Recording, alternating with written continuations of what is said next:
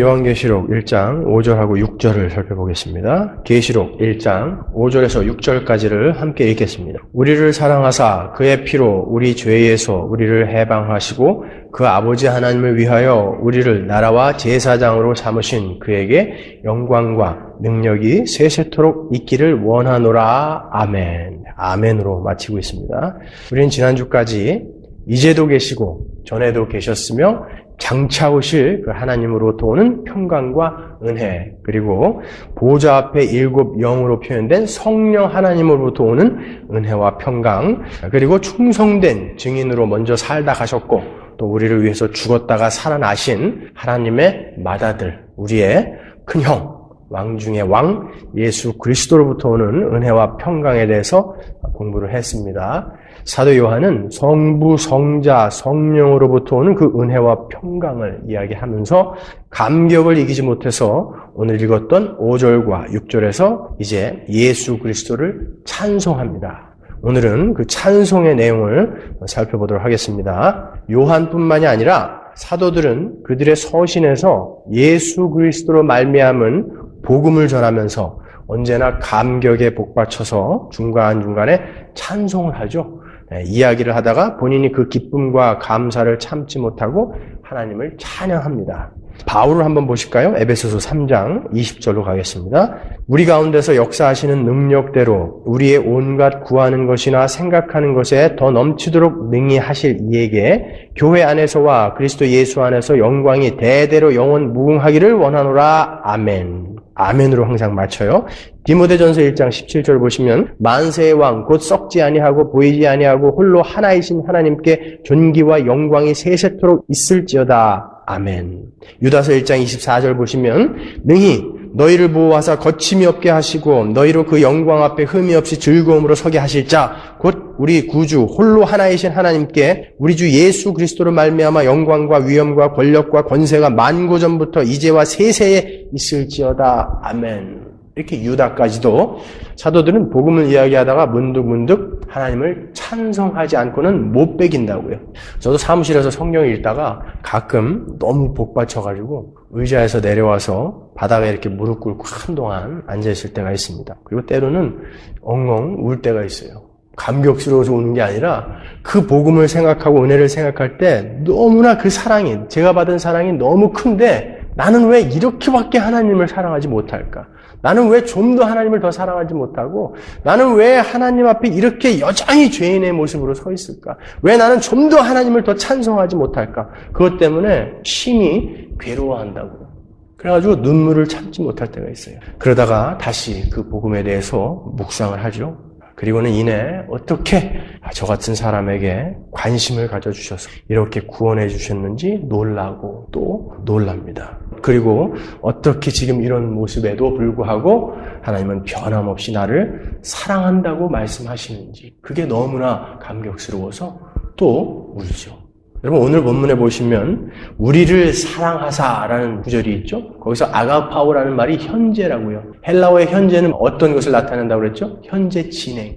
우리를 사랑하사 그 예수 그리스도의 피로 우리를 나라와 제사장으로 삼아주셨다. 호이에오는 과거예요. 이미 삼아주셨어요. 그런데 그때 끝난 게 아니라 그 사랑은 지금도 계속 현재 진행형으로 나에게 오고 있다는 거예요. 그렇기 때문에 우리는 감격하는 거예요. 이 모양인데도 그런데도 아직도 사랑해 주신다고 하니까 너무나 감격스러운 거예요. 그러니까 앉아가지고 울다가 찬양하고 그러는 거예요. 나 같은 죄인 살리시오. 천부여 의지 없어서 손 들고 옵니다. 410장 하나님의 은혜로 이 쓸데없는 자 왜 구속하여 주는지 난 알 수 없도다. 난 알 수 없도다. 그렇게 찬송하지 않을 수 없는 것입니다. 정말 우리가 복음을 하루에 한 번만이라도 생각한다면 우리 입에서 어찌 찬송이 그치겠습니까? 어떨 때는 성경을 읽다가 그 새하늘과 새 땅이 나의 것이 되었고 내가 그곳에서 왕노릇 할 수 있는 자가 되었다는 것 때문에 꼬집어 볼 때도 있어요. 이게 진짜 꿈인지 생신지 이게 믿어지니까 이게 진짜 꿈이면 어떡하나. 여러분은 어떠십니까? 여러분 예수를 생각하시면서 복음을 곱씹으면서 얼마나 감격을 하세요? 그 크신 은혜와 사랑을 생각하시면서 얼마나 감격하십니까? 그럼에도 불구하고 여전히 우리를 사랑하시는 그 하나님 앞에 이렇게 불가능한 모습을 갖고 있는 우리를 생각하면서 그분 앞에서 정말 울어본 적 있으세요? 기독교는요, 우리의 문제를 해결해달라고 울고불고 난리치는 게 아니라 그 하나님의 은혜가, 그 하나님의 사랑이 너무 감격스러워서 울고, 그럼에도 불구하고 그 앞에서 여전히 죄인으로 서 있는 우리의 모습 때문에 울고, 그래서 우는 게 기독교지, 왜 하나님 나에게 이 상황을 허락하셔서 이렇게 힘들게 만드냐, 그런 것으로 우는 게 기독교 아니라는 거예요, 여러분. 신자는 하나님의 뜻에 맞게 살지 못하는 자기의 모습을 바라보면서 늘 회개하고 울어야 하는 자들이에요. 그것 때문에 울어야 하는 자들이에요. 사도 요한은 이 요한계시록을 쓰면서 얼마나 많은 감격스러운 찬송을 하고 있는지 모릅니다. 오늘 본문을 비롯해서 무려 5군데에서 복받치는 감격을 표현하죠. 근데 그 감격이 점차적으로 점진적으로 커져요. 급기야 7장 12절에서는 가로되 아멘, 아멘 이렇게 시작하는 거예요. 가로되 아멘, 찬송과 영광과 지혜와 감사와 존귀와 능력과 힘이 우리 하나님께 세세토록 있을지로다. 아멘. 아멘으로 시작해서 아멘으로 끝내는 거예요. 아멘, 아멘. 오늘 읽었던 본문 6절에서는 뭐라고 그랬죠? 영광과 능력. 그런데요, 복음을 계속 설명하면서 가다 보니까 이제는 너무 감격스러워서 자기가 동원할 수 있는 단어를 다 갖다가 붙이는 거예요. 그런 건 아멘 하고 도장 딱 찍는 거예요. 이게 내 진심이다라는 거예요. 그런 찬송이 우리에게도 있냐 말입니다, 여러분. 그럼 우리는요, 하나님을 찬양하기 위해서 구원받은 자들이에요. 우리 구원의 목적이 뭐예요? 구원의 목적. 하나님은 왜 우리를 구원하셨습니까? 하나님을 찬양하게 하려고요. 그 은혜와 그 사랑을 아는 자, 그 하나님을 안 자들이 너무나 감격스러워서 하나님을 기뻐하고 자랑하고 찬양하며, 그렇기 때문에 그 하나님이 나에게 행하신 일이 어떤 것인지 알기 때문에 그분의 뜻에 순종하며 그분을 즐거워하며 살아가는 거, 그게 우리의 구원의 목적 아닙니까? 거기가 천국 아닙니까? 그러니까 당연히 구원받은 자들의 입에서는 찬송이 끊이면 안 된다는 거예요. 보세요. 에베소서 1장, 우리가 너무나 잘 아는 구절들인데 3절부터 한번 읽어드리겠습니다. 찬송하리로다 하나님 곧 우리 주 예수 그리스도의 아버지께서 그리스도 안에서 하늘에 속한 모든 신령한 복으로 우리에게 복 주시되, 찬송하리로다 라고 시작하는 거예요. 곧 창세전에 그리스도 안에서 우리를 택하사 우리로 사랑 안에서 그 앞에 거룩하고 흠이 없게 하시려고 그 기쁘신 뜻대로 우리를 예정하사 예수 그리스도로 말미암아 자기의 아들들이 되게 하셨으니, 이는 그의 사랑하시는 자 안에서 우리에게 거저주시는 바 그의 은혜의 영광을 찬미하게 하려는 것이라. 이유가 나오죠? 우리가 그리스도 안에서 그의 은혜의 풍성함을 따라 그의 피로 말미암아 구속 곧 죄사함을 받았으니, 이는 그가 모든 지혜와 총명으로 우리에게 넘치게 하사 그 뜻의 비밀을 우리에게 알리셨으니, 곧 그 기쁘심을 따라 그리스도 안에서 때가 찬 경륜을 위하여 예정하신 것이니, 하늘에 있는 것이나 땅에 있는 것이 다 그리스도 안에서 통일되게 하려 하심이라. 모든 일을 그 마음의 원대로 역사하시는 자의 뜻을 따라 우리가 예정을 입어 그 안에서 기업이 되었으니, 이는 그리스도 안에서 전부터 바라던 우리로 그의 영광의 찬송이 되게 하려 하심이라. 그 안에서 너희도 진리의 말씀 곧 너희의 구원의 복음을 듣고 그 안에서 또한 믿어 약속의 성령으로 인치심을 받았으니, 이는 우리의 기업의 보증이 되사 그 얻으신 것을 구속하시고 그의 영광을 찬미하게 하려 하심이라. 하나님께서 우리를 구원하신 목적은 그 하나님을 찬송하게 하시기 위한 거예요. 여러분, 우리는 기독교를 많이 오해하고 있어요. 기독교는 1차적으로 하나님께 영광을 돌리고 하나님을 찬송하는 거예요. 기독교는 우리가 필요한 것을 얻어내기 위해서 하나님을 동원하는 종교가 아니에요. 하나님이 우리를 위해서 존재하는 종교가 기독교가 아니라고요. 하나님을 영화롭게 하기 위해서 우리가 존재하는 게 그게 기독교예요. 자존심 상하세요, 여러분? 하나님이 먼저라고요. 우리가 하나님이 얼마나 크신 분인지를 너무 모르기 때문에 이렇게 겁이 없는 거예요. 그분을 섬기고 그분을 찬양하고 그분을 찬송하는 것이 바로 우리의 구원의 목적이라고요. 그런데 우리는 구원을 받은 자들조차도 하나님이 나를 위해 존재한다라고 생각해요. 이렇게 겁이 없어요. 하나님을 모르니까요. 그분이 누군지 모르니까. 어줍지 않은 인본주의나 휴머니즘이나 인내천, 천인무관 사상, 이런 인간이 최고라는 사상이 우리 안에 너무 깊이 뿌리 박혀 있어요. 그게 죄의 본질 아닙니까? 하나님은 창조주시고 우리는 피조물이라고요. 이걸 잊으시면 안 돼요. 하나님은 창조주세요. 우리는 피조물이에요. 드라마 보면서 너는 학생이고 나는 선생이야. 그러면 그거 보면서 그렇지. 너는 학생이고 저분은 선생이니까 그러면 안 되지. 그러면서 성경이 너는 피조물이고 나는 창조주다. 그러면은 역정을 낸다고요, 인간은요. 왜 그런 줄 아세요? 죄인이기 때문에 그래요. 그게 죄의 본질이라고요. 저만 생각하는 거.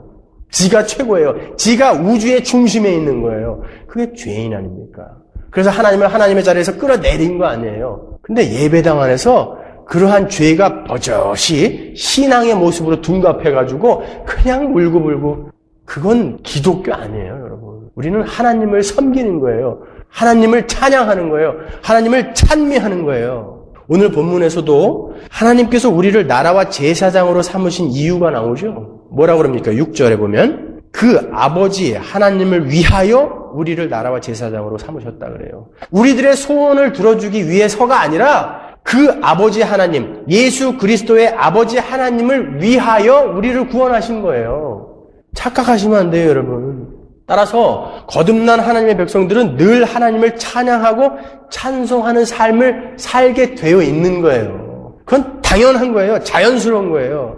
만일 여러분 중에 여러분의 삶에 찬송이 나오지 않고 여러분의 상황만 바라보면서 왜 하나님은 나에게 이런 상황을 허락하셨는가 늘 원망만 한다면 아직 복음을 모르는 거예요. 그분은 하나님이 누군지 아직 모르는 거예요. 이까지 상황, 문제, 고난들은 하나님의 그 엄청난 선물 앞에, 그 앞에 딱 갖다 놓으면은 조족지혈이에요. 세 발의 피. 어디 그런 것들을 여기다 갖다가 대요. 이것만 바라보면 그건 그냥 녹아버리는 거예요. 그런 자들이 그리스도인인 거예요, 여러분. 군대에 있을 때 1년에 한 번씩 천리 행군을 해요. 천리는 400km예요. 서울에서 부산까지가 몇 킬로입니까? 잘 모르겠어요. 400km 안 돼요. 거기를 걸어가는 거예요. 30km 이상 되는 군장하고 총 메고 천리를 밥 먹고 자는 시간 이외에. 얼마나 힘들겠어요, 여러분.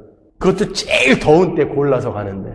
잠도 그냥 용인 자연농원 주차장 거기에다가 쫙 사단병력 풀어놓고 담요 한 장 깔고 담요 한 장 덮고, 그리고 또 일어나 그러면 일어나서 또 걸어가는 거예요. 그러니까 1병 때, 2등병 때는 그냥 걸어가면서 자요. 그래서 논두렁으로 막 걸어가요. 딴 애들 일로 막 가는데 걸어가면서 막 잔다니까요. 근데 제가 제대 2개월 남겨놓고 천리 행군이 딱 걸렸어요. 근데 그때는 이제 이것만 끝나면 제대한다 그러니까 너무 여유로웠어요. 누가 무겁다 그러면 총도 매주고요. 물 먹고 싶다 그러면 내 수통 다 주고요. 경치 인조이 하면서 걸어갔다니까요. 이거 끝나면 제대하니까 하나도 안 힘들더라고요. 노래도 부르면서 갔어요, 저는.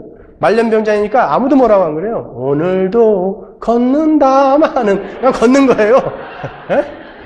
여러분은 그 제대를 남겨놓은 구원받은 자들이라고요. 여러분이 힘들고 어려울 때마다, 괴로울 때마다 거기를 바라보세요. 그 은혜를 바라보세요. 그 여러분이 받으실 유산을 바라보세요. 그러면은 이까짓 거 참을 수 있는 거예요. 이 찰나에 불과한 이 시간 참을 수 있는 거예요. 여기를 안 바라보고 이걸 모르니까 그렇게들 그냥 여기에 매달려가지고 울고불고 하는 거 아닙니까, 여러분? 기독교는 그거 아니에요. 우리 하나님 섬기는 거예요. 하나님 섬기는 거예요. 왜 하나님은 우리에게 찬양받기를 원하십니까? 왜 하나님은 우리에게 꼭 찬양을 받기를 원하세요? 우리를 너무 사랑하기 때문에 그래요. 우리를 너무 사랑하기 때문에. 성경 전반에 걸쳐서 하나님이 하신 언약이 뭐죠? 너는 내 백성이 되고 나는 네 아버지가 되겠다는 거예요. 그래서 우리가 정말 그 하나님의 은혜를 알고 사랑을 알고 마음 깊은 곳에서 우러나서 아버지 이렇게 불러주는 거, 그 한마디 듣고 싶어서 하나님은 이렇게 역사를 경륜해 가고 계시는 거예요. 아버지, 그게 찬송이라니까요. 아버지, 우리 아버지군요. 아버지, 그게 찬송이고 찬미라고요. 그 이야기 듣고 싶어서, 그 사랑하는 아들에게, 사랑하는 딸에게 아버지 이 소리 듣고 싶으셔서 우리 구원해 내신 거예요. 그러니까 우리 구원의 목적은 찬미하고 찬송하는 거예요. 하나님이 우리를 너무나 사랑하시기 때문에. 그 사랑이 이 땅에서 어떻게 나타났습니까, 여러분? 어떻게 표현되어 있죠? 예수 그리스도의 피, 그 예수 그리스도의 죽음으로 우리에게 설명되었죠. 아들을 죽이시면서까지 우리를 사랑하시는 사랑. 하나님의 아들이신 예수 그리스도를 죽여서 그 피를 우리 죄의 대가로 삼으셨어요. 죄의 종이었던 우리를 해방시키기 위해서 하나님께서는 예수 그리스도를 죽이셨다고요. 5절 하반부를 보시면 그의 피로 우리 죄에서 우리를 해방하시고, 여기에서 해방하시고라는 말, 루오는 깨끗이 목욕시키다, 깨끗이 빨다라는 뜻이에요. 온통 죄로 더러워진 우리를 예수 그리스도의 피로 깨끗이 이제 빨아주신 거예요. 하얗게. 우리를 위해서 그 피가 속전으로 치러진 거예요. 성경에는 오직 예수 그리스도의 피로만 우리가 구원을 얻을 수 있음을 확실하게 기록하고 있습니다. 계시록 5장 9절에 보세요. 새 노래를 노래하여 가로되 책을 가지시고 그 인봉을 떼기에 합당하시도다. 일찍 죽임을 당하사 각 족속과 방언과 백성과 나라 가운데서 사람들을 피로 사서 하나님께 드리시고, 그렇죠? 피로 우리를 사셔야 돼요. 히브리서 9장 22절 보세요. 율법을 조차 거의 모든 물건이 피로써 정결케 되나니 피 흘림이 없은즉 사함이 없느니라. 피가 흐르지 않으면 우리 죄가 사해지지 않아요. 예수 그리스도의 그 피로만 우리는 건져내어질 수 있다는 거예요. 히브리서 13장 12절 보세요. 그러므로 예수도 자기 피로써 백성을 거룩케 하려고 성문 밖에서 고난을 받으셨느니라 그래요. 하도 많이 들으셔가지고 감동이 없으시죠? 영적 불감증에 걸리신 거예요, 그것이. 여러분 한번 생각해 보세요. 어떤 사람이 집에서 강아지를 키우고 있어요. 너무 이쁘고 사랑하는 강아지예요. 근데 강아지가 병이 들었어요. 그래서 수의사를 찾아갔어요. 이 강아지 병을 낫게 하기 위해서는 어떻게 해야 됩니까? 그랬더니 이 수의사가 진단을 해보더니 방법은 하나밖에 없습니다. 집에서 키우는 송아지를 푹 삶아서 강아지에게 먹이십시오. 강아지를 너무 사랑하니까 집에서 키우는 송아지를 그냥 잡아다가 삶아가지고 강아지 먹였어요. 근데 안 났어요. 그래가지고 또 다른 수의사를 찾아갔더니 이 병은 집에서 키우는 커다란 준마, 말을 죽여서 삶아서 먹여야지 돼요. 또 갔습니다. 고민하다가 정말 자기가 사랑하는 말을 죽여서 삶아서 강아지한테 먹였어요. 근데 또 안 났어요. 그래서 정말 용하다는 수의사를 찾아갔어요. 그랬더니 그 수의사가 방법은 한 가지입니다. 당신 장남 있죠? 아들. 그 아들 죽여서 삶아서 먹이십시오. 그럼 납니다. 강아지가 아무리 사랑스러워도 자기 아들을 죽여서 삶아 먹이는 미친놈이 있을까요, 여러분? 하나님이 그렇게 하셨단 말이에요. 개만도 못한 우리를 위해서 하나님이신 하나님의 아들을 십자가에서 난도질을 하신 거예요. 그럼 말도 안 되는 일이 일어났다는 것을 아는 사람들이 어떻게 찬송을 안 하냐고요. 왜 제가 개만도 못하다고 이야기하는지 아세요, 우리를? 제가 임장로님 집에 갔는데 임장로님 집에 강아지가 한 마리 있어요. 참 이쁘다 그랬더니 장로님이 사람보다 나아요 그러더라고요. 굉장히 성경적인 이야기예요. 제 귀에는 예사롭게 들리지 않더라고요. 사람은 일관성이 없다는 거예요. 화나면은 언제든지 배반한다는 거예요. 강아지는 언제나 주인이 가면은 꼬리 흔들고 반겨주는 거예요. 이사야서 1장 3절 보세요. 소는 그 임자를 알고 나귀는 주인의 구유를 알건만은 이스라엘은 알지 못하고 나의 백성은 깨닫지 못하는도다 하셨도다. 개만도 못한, 금수만도 못한 게 우리 인간이라는 거예요. 죄인들. 그런데 그 개만도 못한 인간들을 위해서 하나님이 아들을 죽여서 삶아서 먹인 거예요. 그게 말이 되냐고요. 그런데 거기에 우리가 감격하지 않는단 말이에요, 여러분. 오늘 본문 6절은 그 예수 그리스도의 피로 말미암아 우리는 나라와 제사장이 되었다고 합니다. 그 예수의 피로 말미암아 나라와 제사장이 되었다고 그래요. 나라와 제사장을 원어로 보면 바실레이안 히에라이스라는 뜻이에요. 바실레이안 히에라이스입니다. 이 말은 나라 곧 제사장 이런 뜻이에요. 나라와 제사장을 동격으로 올려놓는 거예요. 나라와 제사장이 아니라 나라 곧 제사장. 이것은 출애굽기 19장 6절 말씀의 성취예요. 세계가 다 내게 속하였나니 너희가 내 말을 잘 듣고 내 언약을 지키면 너희는 열국 중에서 내 소유가 되겠고 너희가 내게 대하여 제사장 나라가 되며 거룩한 백성이 되리라. 너는 이 말을 이스라엘 자손에게 고할지니라. 그래요. 지금 모세에게 하나님이 말씀하시는 거예요. 하나님의 말씀을 잘 지키면 이스라엘은 하나님의 제사장 나라가 되고 거룩한 백성이 될 것이다 라고 말씀하시는 거예요. 이 이스라엘로 상징되는 우리는 그럴 능력이 없어요. 그걸 다 지킬 능력이 없어요. 그래서 어떻게 하신 거예요? 예수님이 내려오신 거예요. 그래서 죽으신 거예요. 그렇게 해서 우리는 하나님의 나라요 제사장이 된 거예요.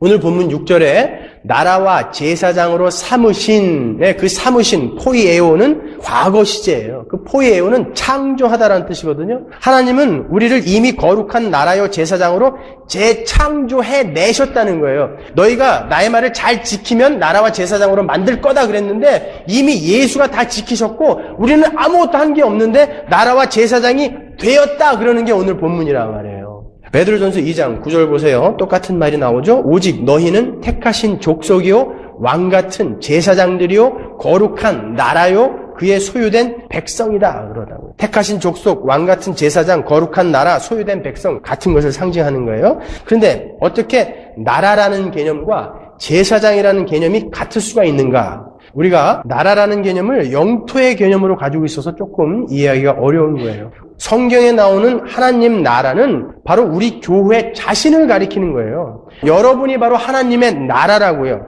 하나님의 통치가 임하는 하나님의 백성들 그 자체가 하나님의 나라예요. 그들은 하나님의 통치를 기뻐하고 하나님을 섬기는 자들이죠. 하나님을 기뻐하고 하나님을 섬기는 자들을 구약에서 뭐라고 불렀죠? 제사장이라고 불렀단 말이에요. 그래서 여러분은 나라요 제사장이라는 거예요. 히브리서 10장 19절 보세요. 그러므로 형제들아 우리가 예수의 피를 힘입어 성소에 들어갈 담력을 얻었나니 성소에 들어갈 수 있는 유일한 자들이 누굽니까? 제사장들밖에 없잖아요. 나머지는 그 뜰밖에 못 밟는다고요. 유일하게 제사장들만 성소에 들어갈 수 있는데 이제 예수님 때문에 우리는 성소에 들어갈 수 있게 되었어요. 제사장이 되었다라는 거예요. 하나님 나라가 되었다라는 거예요. 이제 그 제사의 모습, 성막의 모습이 하나님 나라의 모습을 축소해 놓은 거라고 그랬잖아요. 제가 바로 이 예배도 그 하나님 나라를 축소해 놓은 거예요. 똑같은 거란 말이에요.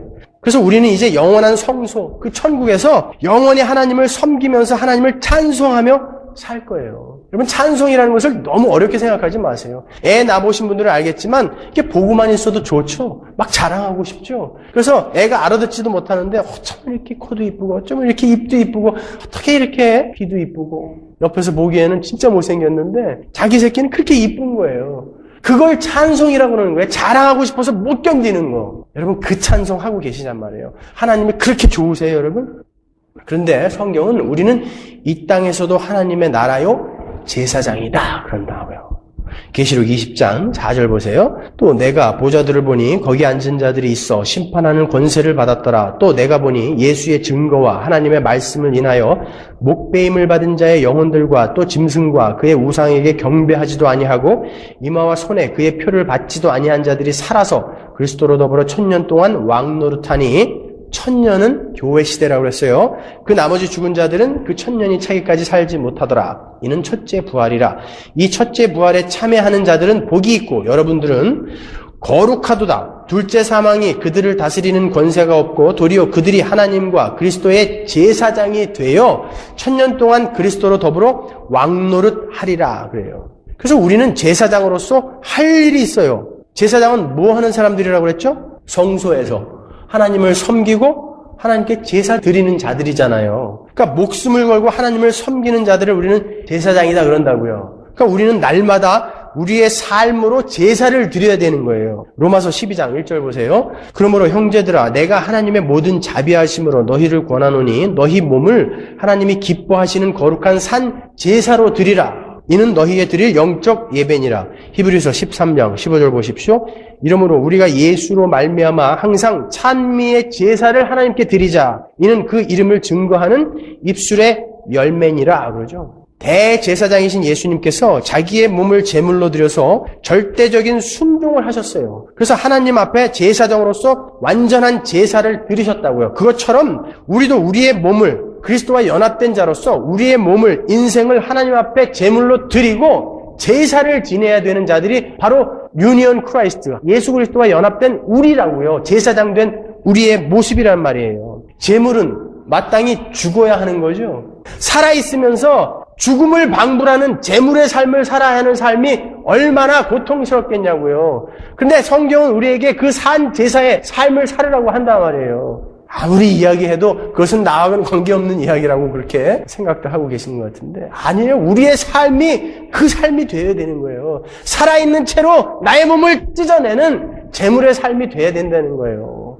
어떻게 무엇을 하면서 살아야 하는 것이 그 제사를 드리는 삶인지 제물의 삶인지 베드로전서 2장 9절로 가보겠습니다. 그러나 여러분은 택하신 족속이요 왕같은 제사장들이요 거룩한 나라요 하나님의 소유가 된 백성입니다. 자, 그들의 삶은 그것은 여러분을 어둠에서 불러내어 그의 놀라운 빛 가운데로 인도하신 분의 업적을, 하나님의 업적을 여러분이 선포하게 하려는 것입니다. 여기서 선포하다라는 엑상겔로라는 말은 발표하다, 크게 자랑하다라는 말이에요. 우리가 제사장으로서 제사를 드리는 삶은 첫 번째가 하나님을 크게 자랑하는, 우리의 삶으로 자랑하는 그런 삶을 사는 거예요. 10절 여러분은 전에는 하나님의 백성이 아니었으나 지금은 그분의 백성이요 전에는 자비를 입지 못한 사람이었으나 지금은 자비를 입은 사람입니다. 사랑하는 여러분, 나는 나그네와 행인 같은 여러분에게 권합니다. 영혼을 거슬러 싸우는 육적인 욕정을 멀리하십시오. 제사장의 삶이에요. 여러분은 이방 사람 가운데서 행실을 바르게 하십시오. 제사장의 삶이죠. 그렇게 해야 그들이 여러분더러 악을 행하는 자라고 욕을 하다가도 여러분의 바른 행위를 보고 하나님께서 찾아오시는 날에 하나님께 영광을 돌릴 것입니다. 여러분은 주님을 위하여 인간이 세운 모든 제도에 순종하십시오. 주권자인 왕에게나 총독들에게나 그렇게 하십시오. 총독들은 악을 행하는 사람에게 벌을 주고 선을 행하는 사람에게 상을 주게 하려고 왕이 보낸 이들입니다. 왜 제도와 법과 상위 권위에 순종해야 되는지 제가 말씀드렸습니다. 하나님은 그런 일반 은총으로 이 악을 제어하고 계시기 때문에 우리는 순종해야 되는 거예요. 15절 선을 행함으로 어리석은 자들의 무지한 입을 막는 것이 하나님의 뜻이기 때문입니다. 여러분은 자유인으로 사십시오. 그러나 그 자유를 악을 행하는 구실로 쓰지 말고 하나님의 종으로 사십시오. 모든 사람을 존경하며 신도를 사랑하며 하나님을 두려워하며 왕을 존경하십시오. 그것이 제사장의 삶입니다.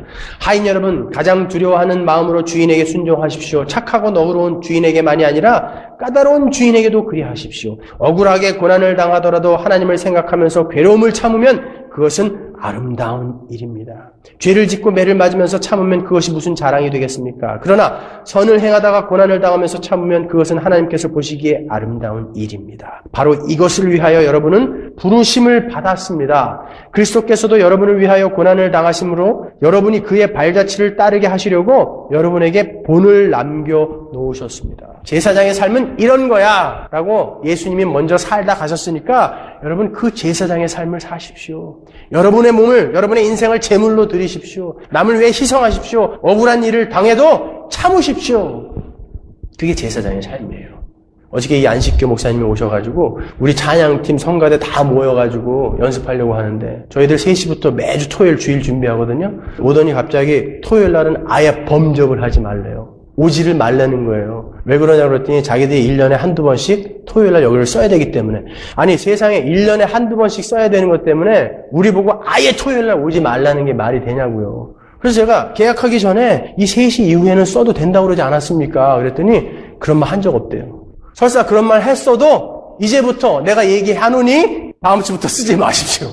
이런 억지가 어딨어요. 내가 더러워서 정말 하나 살래다가 개뿔도 가진 게 없어서 말았지만은 참는 거예요. 그래도 억지죠. 억울하죠. 제가 제일 싫어하는 게 강자가 약자 괴롭히는 거예요. 그건 도저히 못 참겠어요. 내 목사로도 못 참겠어요. 그거는. 그런데 직접 당하고 나니까 진짜 서럽더라고요. 우리가 무슨 바이러스입니까? 악성 바이러스예요? 범접도 하지 말라고 그러게? 그래도 집에 가면서 찬송하는 거예요. 할렐루야 찬양하세. 내 모든 죄 다 사함받고 주 예수와 동행하니 그 어디나 하늘나라. 마음대로 해라 그래. 마음대로 해라. 개는 짖어도 제대할 날은 온다. 우린 찬송하는 거예요. 그게 제사를 드리는 삶인 거예요, 여러분. 하나님의 은혜가 너무 감사해서 기꺼이 그분을 섬기게 되면 이까지 찰나의 세상에서 받는 어려움, 고난은 참아낼 수 있는 거예요. 그리고 이 땅에서의 성공과 번영을 위해서 형제를 시기하고 질투하고 밟지 않을 수 있는 거예요. 그게 제사장의 삶이에요. 우리의 삶을 제사로 드리는 삶이에요.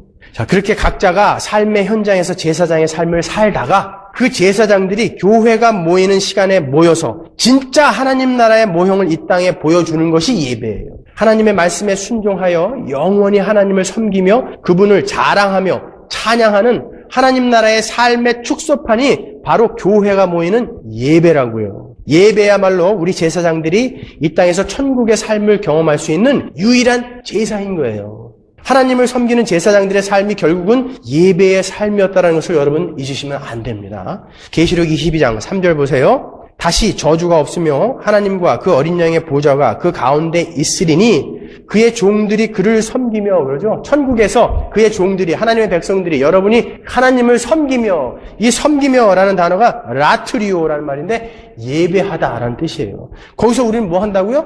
예배하는 거예요. 예배하는 거. 예배를 다르게 생각하지 마세요. 히브리서 9장 14절 보세요. 하물며 영원하신 성령으로 말미암아 흠없는 자기를 하나님께 드린 그리스도의 피가 어찌 너희 양심으로 죽은 행실에서 깨끗하게 하고 살아계신 하나님을 섬기게 못하겠느뇨. 예수 그리스도의 피로 구원받은 자들은요, 하나님을 예배한다니까요.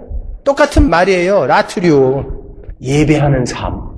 이렇게 하나님을 섬기는 하나님의 백성들은 예배의 삶을 사는 것이고, 천국의 장자들의 총회가 모이는 예배의 중요성을 깊이 인식해야 되는 거예요. 왜 제사장과 나라를 동격으로 이야기하는 줄 아세요? 여러분, 교회는 개별적으로 구원받는 거 아니에요. 창세전에 교회라는 무리로 구원을 받는 거예요. 그래서 교회는 모여야 되는 거예요. 모여야만 힘을 얻고, 모여야만 서로를 격려할 수 있고, 모여서 서로를 사랑함으로써 우리는 능력을 얻는 거예요. 가짜들 투생이라 모여도 별로 감동이 없어요. 그죠? 진짜 교회들은 모이지 않으면 살 수가 없어요. 너무 외롭고 힘들어서. 그래서 모이라고 하시는 거예요. 뭐하러 모여요? 우리 집에는 하나님 안 계세요? 거기도 하나님 계시죠? 거기서 헌금하고 예배드리면 되잖아요. 왜 모여요? 왜? 우리는 모여야만 힘을 발휘할 수 있는 교회예요. 제사장이고 나라라고요. 그래서 나라를 제사장이다 이렇게 이야기를 하는 거예요. 나라라는 것은 집합명사잖아요. 그런데 제사장과 나라를 동격으로 이렇게 설명을 하는 거예요. 우리는 모여야 되는 거예요. 모일 때 우리는 힘을 얻는 거예요. 기쁜 거예요. 모여서 찬양을 하면은 그 하늘나라가 막 임하는 거예요, 이 땅에. 그래, 우리는 이렇게 모여서 하늘나라를 영원히 살 자들이구나를 깨닫는 게 예배라고요. 그런데 이 예배를 그렇게 귀찮아하고 소홀히 여기는 사람들이 뭐예요? 가짜죠. 복음이 뭔지 모르는 사람들이에요. 이 예배에서 여러분은 그 감동을 느끼지 못하고 간다면 여러분은 가짜입니다. 그런 분들은 하나님 나라에 가도 별반 감동 없어요. 왜냐하면 똑같거든요. 아십니까, 여러분? 대단한 거 기대하지 마세요. 아까 하나님께서 우리를 사랑하사 예수 그리스도의 피로 우리를 구원하셔서 우리를 나라와 제사장으로 삼으시는 궁극적인 이유가 뭐라고 그랬죠? 우리들로부터 진심에서 우러나오는 존경과 감사와 기쁨이 담긴 아버지 소리 듣고 싶으셔서요. 아버지 소리 듣고 싶으셔서. 그래서 우리를 건져냈다고요. 우리가 하나님이 진짜 우리의 아버지라는 걸 아는 것, 하나님을 인정하고 하나님을 높여드리는 것, 그것이 나라요 제사장인 자들의 삶 아닙니까? 그 하나님, 사랑의 하나님과 그렇게 하나님을 하나님으로 인정하고 찬송하고 아버지라고 진심에서 우러나오는 그런 감격적인 찬양을 하는 자들이 모여서 사는 곳이 천국 아니에요. 그것을 그대로 이 땅에다 내려 꽂아놓은 게 예배란 말이에요. 근데 예배를 하면서, 찬양을 하면서, 하나님의 말씀을 들으면서, 하나님께 나의 사정을 아뢰면서 그 천국을 경험하지 못한다면 그냥 멍하니 신기루처럼 다니는 거예요. 그 사람들은 지금 죽으면 안 돼요. 천국 못 갑니다, 여러분. 거기가 어딘 줄 알고 가겠다고 그러는 거예요? 이 예배가 뭔지도 모르면서. 자, 히브리서 12장 22절 보세요. 여러분이 나아가서 이른 곳은 시온산, 곧 살아계신 하나님의 도시인 하늘의 예루살렘입니다. 천국의 모습을 그려놓은 거죠.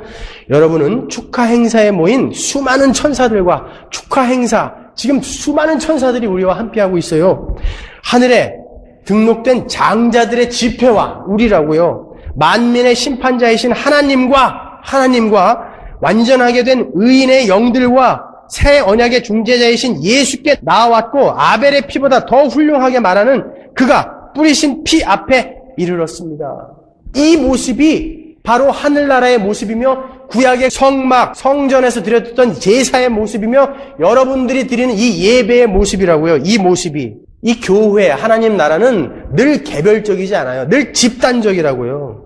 예배는 여러분이 은혜 받기 위해서 모이는 게 아니에요. 착각하지 마세요. 예배는 구원받은, 은혜 받은 자들이 모여서 하나님을 섬기는 게 예배라고요. 그러니까 은혜 받은 자들은 그 하나님을 섬기는 자들을 사모하게 돼 있죠. 왜 서비스라고 하겠어요, 예배를. 그런데 여기 와가지고 뭔가 자기의 문제를 해결받고 뭔가 위로를 받고 사랑받고 은혜 받고 싶어 하는 게 그거 예배 아니란 말이에요. 예배는 은혜 받은 자들이 모여서 하나님을 섬기는 거예요. 그래서 열린 예배, 무슨 예배, 이거는 꽝이에요. 예배 아니에요. 하나님의 교회가 모여서 하나님을 섬기는 게 예배지, 하나님을 믿지 않는 자들이 와가지고 무슨 공연이나 보고 드라마나 보고 하는 건 예배가 아니에요. 설교 말씀만 듣고 하면 됐지. 그건 뭔지 아세요? 내가 일주일 동안 이 땅을 어떻게 살 것인지 교훈을 얻어서 나가겠다라는 것인데 그건 예배 아니에요. 역시 거기도 나라고요, 그거는. 역시 나예요, 그것도. 예배는 소중한 거예요. 하늘나라를 이 땅에다가 인트루전 꽂아내리는 거예요. 세상에서 외롭게 이방인으로 나그네로 살아가는 그런 하나님을 사랑하는 하나님의 백성들이 모여서 하나님을 목소리 높여서 찬양하고 하나님의 말씀을 듣고 하나님을 인정하며 높여드리며 또 헌금을 해서 자기 가진 소유를 또 나누고 세상 사람들에게 하나님을 섬기는 자들의 위용을 자랑하는 게 예배란 말이에요. 그러니까 당연히 우리는 예배를 사모하게 돼 있어요. 모이는 것을 사모하게 되어 있다고요.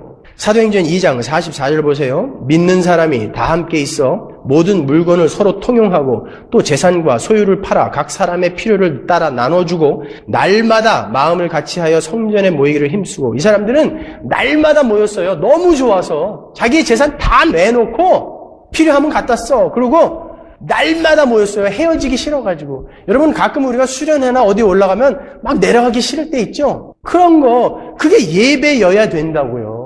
집에서 떡을 떼며 기쁨과 순전한 마음으로 음식을 먹고 하나님을 찬미하며 또 온 백성에게 칭송을 받으니 주께서 구원받는 사람을 날마다 더하게 하시니라.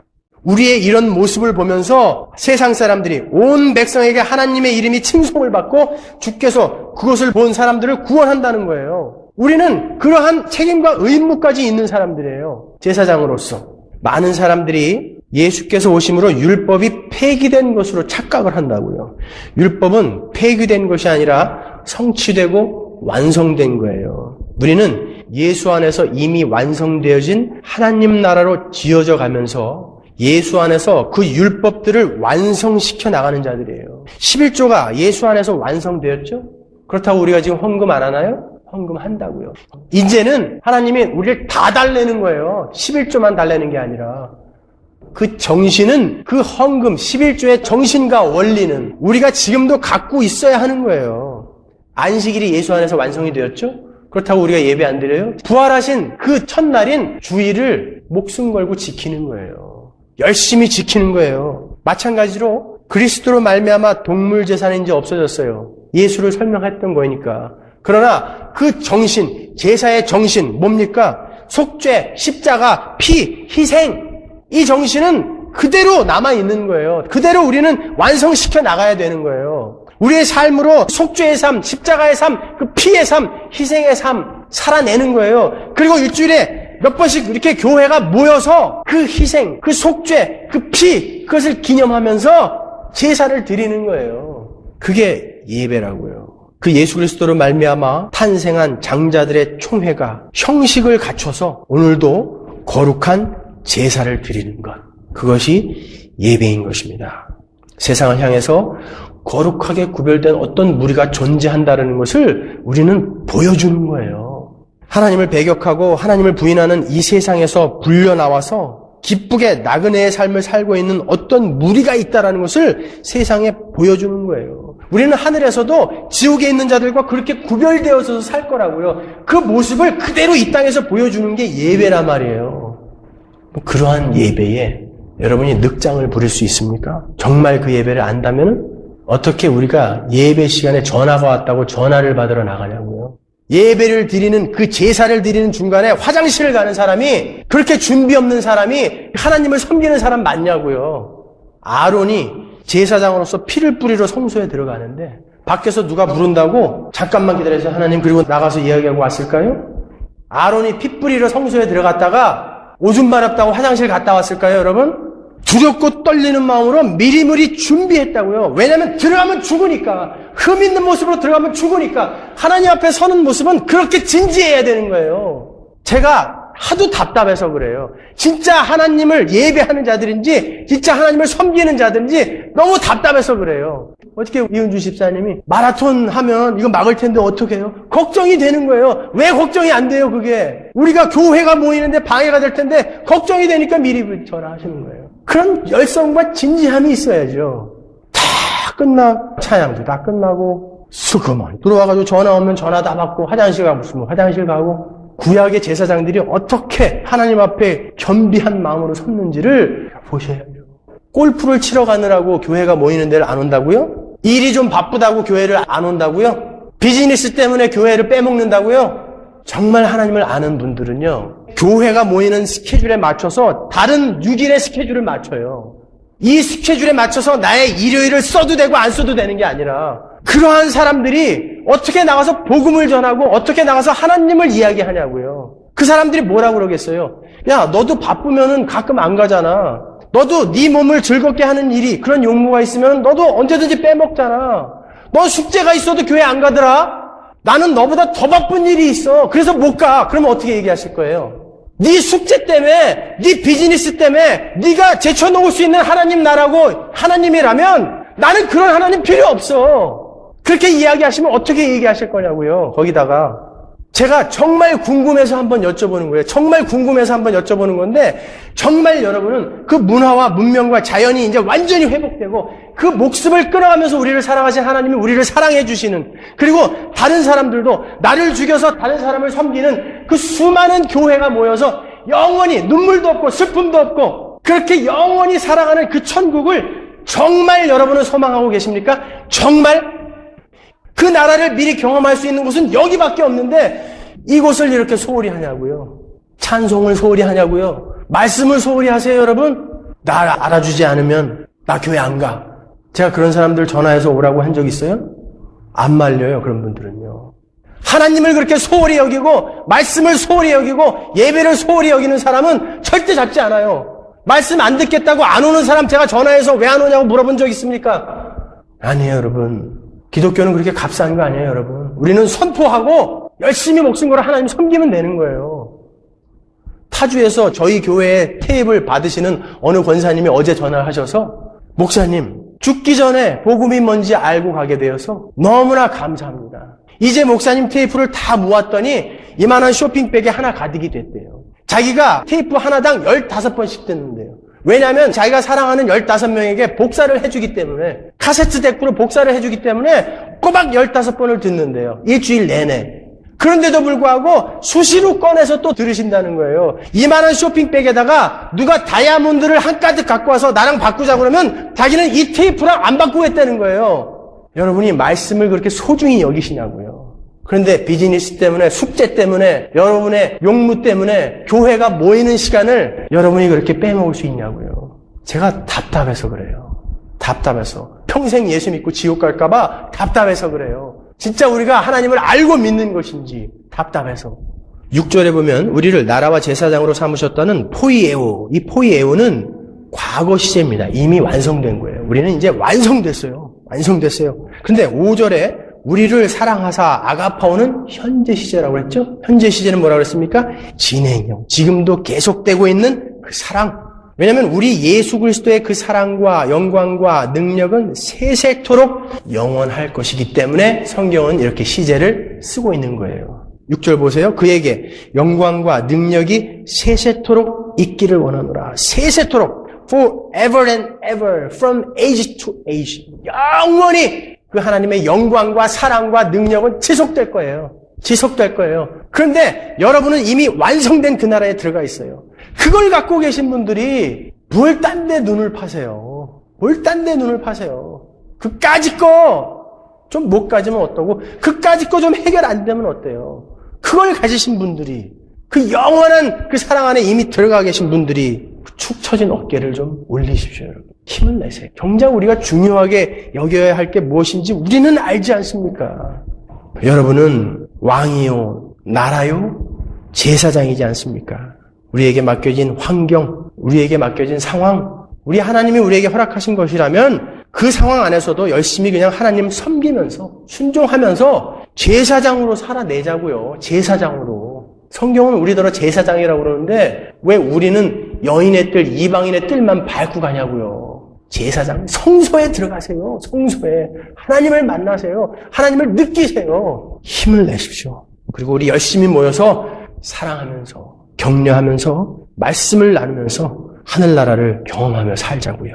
그러면 되는 거예요. 그렇게 살다 보면 제대는 곧 옵니다. 아무리 똥개가 짖어도 국방부시계는 돌아가듯이 제대할 날은 곧 와요. 그 제대를 정말 기다리시는 여러분, 참 교회이신 여러분, 하나님이 오늘 여러분에게 어떠한 말씀을, 어떠한 권고를 하시는지 제발 마음속에 꼭 새기고 돌아가시기 바랍니다. 기도하겠습니다.